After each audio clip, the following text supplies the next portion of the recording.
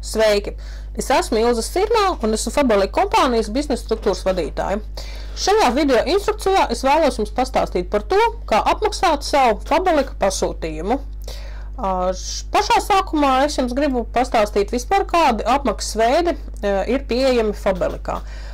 Ir tūlītēja apmaksa no Fabolika mājaslapas. Tas ir, kā jūs uztaisat savu pasūtījumu, tad uzreiz tur ir apmaksāt savu pasūtījumu un ir personīgā konta papildināšana. Personīgā konta var papildināt ar bankas kredītkarti vai arī ir banklinks uz Svetbankas internetbanku. Un arī otra iespēja, tas ir pārskaitījums uz Fabolika kompānijas kontu no savas internetbankas. Šajā gadījumā ir jāveic divi soļi. Pirmais solis, kad mēs ejam iekšā savā internetbankā un pārskaitam naudu uz Fabolika kontu. Es jums vēl parādīšu, kur mājaslapā var atrast Fabolika rekvizītus un kontus. Bet ir jāņem vērā, ka šāda te veida tas pārskaitījums, otrs puses, kad jūs maksāsiet no savas internetbankas, tas varētu aizņemt kādas 2-3 darba dienas, jo jūsu maksājumu apstrādā Fabolika grāmatvede, un tas nenotiek uzreiz. Šis te pirmais veids, kad mēs apmaksājam no Fabolika mājaslapas, tas ir tūlītēja apmaksa. Mēs uzreiz no pārskaitīšanas uzreiz arī apmaksājam to savu pasūtījumu, bet šis otrais variants, tas ir apmēram divas darba dienas kaut kur. Tātad pirmais solis, mēs no savas internetbankas pārskaitām naudu uz Fabolika kontu, un apmēram pēc 2 darba dienām mēs ejam iekšā apakaļ savā personīgajā kabinetā, pasūtījumi. Un, ja personīgā konta stāvoklis uzrādās nepieciešamā summa, tas nozīmē, ka grāmatvede jūsu maksājumu ir apstrādājusi, un tad pie savu pasūtījumu ir jānospiež poga apmaksāt. Ir jāņem vērā, kad, ja jūs pārskaitīsiet naudiņu uz Fabolika kontu, bet šo otro soli jūs neizdarīsiet, tad jūsu pasūtījums neskaitīsies apmaksāts. Un līdz ar to, ja jums pasūtījums būs noformēts uz Latvijas pastu, DPD pikapbodi vai arī ar DPD kurjeru, tad nemaz no noliktavas jūsu pasūtījums netiks izsūtīts un viņš netiks apstrādāts, jo pasūtījums nav apmaksāts un tāpēc tas viss notiekās.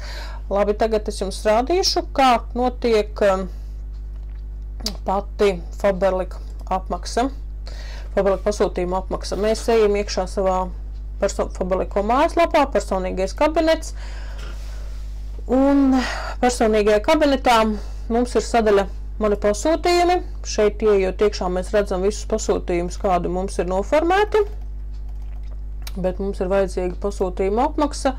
Mēs ejam mans konts, un šeit mēs redzam savu finanšu situāciju, kāda mums ir mājaslapā. Man ir bonusi un atlaides 13,10 eiro, ko es varu iztērēt uz pasūtījumiem.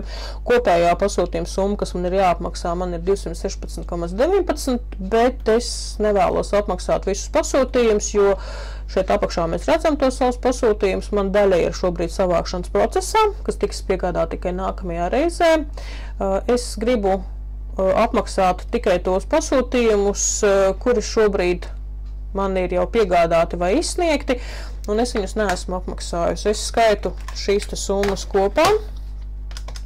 17,66, 33,02, 9 un 10,63. Tātad kopējā summa, kas man ir jāapmaksā, tie ir 84 eiro un 70 centi. Kā jau es pirms tam teicu, ir iespējams papildināt savu kontu ar jebkuras bankas kredītkarte vai ar Svetbankas banklinku. Ja mēs gribam apmaksāt ar kredītkarti, mēs klikšķinām šeit virsū, rakstam iekšā to summu, kuru mēs vēlamies papildināt. Man ir 84,70 un es spiežu tālāk. Pārbaudu, jā, viss ok, spiežu nosūtīt.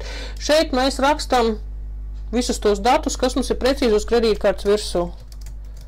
Ir jāņem vērā tas, ka, piemēram, man uzvārds ir Sirmā, bet uz kredītkartes man rakstīts ir Sirma, un es vadu iekšā tad uzvārdu tā, kā man ir uz kredītkartes. Te mēs norakstam visus kartes numurus, kas mums kredītkartes priekšpusē ir bez atstarpēm, un šeit no otras puses beigu termiņš un no otras puses numuru, kas mums te otrā pusē kredītkartē ir. Kad mums ir visi nepieciešamie dati savadīti, tad mēs spiežam šo te pogu un mēs pārējām tālāk, jau skatoties, kādi bankas drošības pasākumi. Man ir Svetbankas kredītkarte, man savienojās tālāk ar Svetbankas internetbanku un es apstiprinu savus visus maksājumus.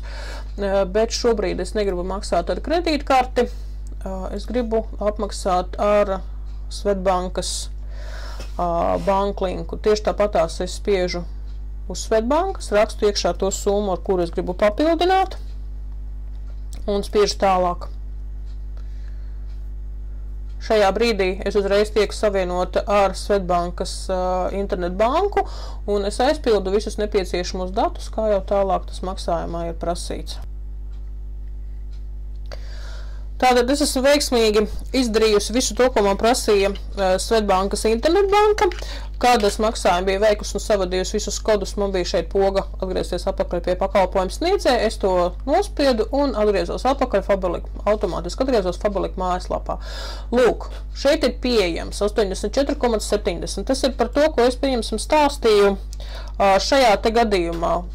Mēs uzreiz momentāli veicām apmaksu caur Fabolika mājaslapu, bet ja jūs šo te pirmo soli veicat tā, kad jūs no savas internetbankas pārskaitat un apmaksā grāmatvede, tad šis te otrais solis ir jāveic abiem diviem. Tikai šajā gadījumā pēc pāris dienām pēc tās apmaksas mēs ejam iekšā savā personīgajā kabinetā un pārliecinamies, vai ir pieejama šī mums nepieciešamā summa. Šeit uzreiz momentāli tikko es viņu papildināju, tā man uzreiz ieskaitījums ir iekšā. Un šobrīd, kad es esmu pārskaitījusi to naudu, tad mēs ejam pie visiem saviem pasūtījumiem, ko mēs gribam apmaksāt. Spiežam virsū apmaksāt un apstiprināt apmaksu. Un tā ar visiem tiem pasūtījumiem, vai nu jums tur ir viens pasūtījums vai vairāk pasūtījumu, mēs apstiprinam apmaksu. Tālāk šis pasūtījums un bija.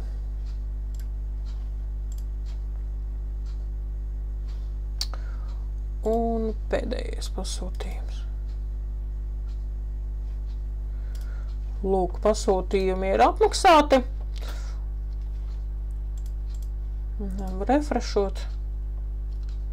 Kā redzam, palikuši ir tikai tie pasūtījumi, kas man bija savākšanas procesā. Visi pārējie pasūtījumi šeit apakšā.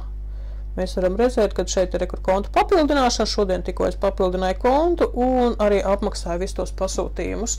Ja, piemēram, man būtu tie pasūtījumi šādā te stāvoklī, kad viņi ir tikko man ir pabeigts pasūtījums uztaisīts, tad šādi apmaksājot, datus par apmaksu ir saņēmusi noliktava.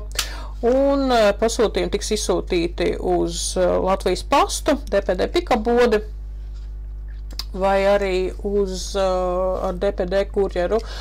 Es saņemu pasūtījumus uz apkalpošanas centriem, tāpēc pasūtījumi man tiek piegādāti neapmaksāti, bet pirms pasūtījuma izsniegšanas man jebkurā gadījumā tam pasūtījumam ir jābūt apmaksātam, jo apkalpošanas centros neapmaksāts pasūtījums neizsniedz. Tā kā paldies par uzmanību! Ja jums gadījumi pēc rodās kādi jautājumi, tad droši man zvaniet, rakstiet ēpastus. Tieši tāpatās reiz pa dienu atrodos klientu apkalpošanas centrā Augstdagla ielā 2, tas ir centra pusē. Nāciet ciemos, parādīšu jums uz vietas, arī uz vietas ir pieejams dators, varēsiet veikt apmaksu. Paldies, tas ir viss, ko es jums šajā video instrukcijā vēlējos pastāstīt. Sekojiet līdz manam kanālam un gaidiet jaunumus. Uz redzēšanos līdz nākamajai tikšanās reizē.